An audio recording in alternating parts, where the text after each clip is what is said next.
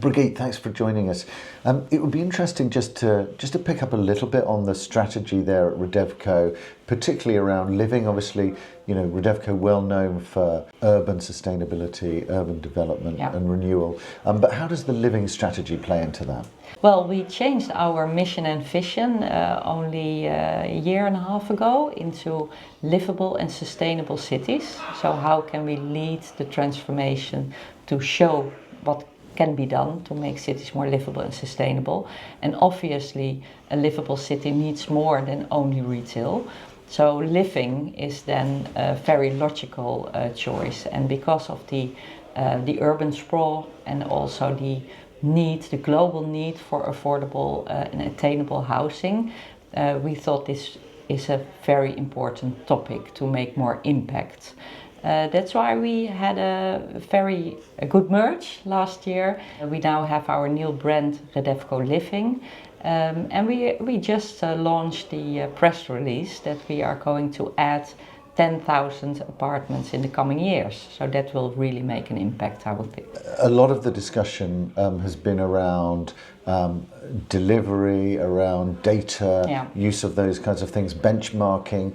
So I suppose, how is that developing? Is it something in terms of Redevco that you're using? What are some of the challenges, and do you see that bringing opportunities for you, I suppose? Yes, absolutely. So we're now working on our own framework.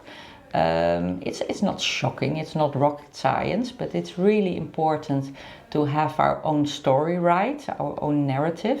And we think everything we do needs to be accountable on nature, on the social part of what we do, the built environment, and it also has to be profitable, of course, because without a business case it will be very hard to make it future-proof. So the ESG really on nature, the built environment, and on the social part, we're setting up KPIs and really measuring what we do. So will there be a case of net gain? So how is it now? And then we invest, and how will it be better after we invest in it? So data is key. And you mentioned there the sort of aim to build 10,000 houses.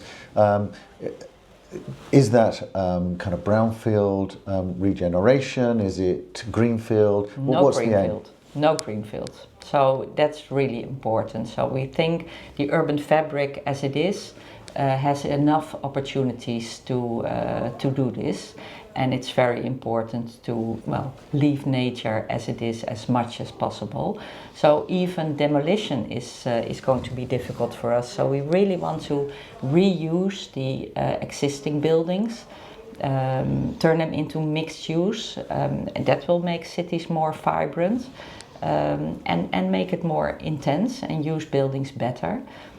So it's going to be a challenge, but we are going to show them that it's possible. Yeah, I think it's really interesting, that focus on residential and obviously the social impact and social good that can have in cities as well. Thanks very much for joining us, Brigit. Thank you so much.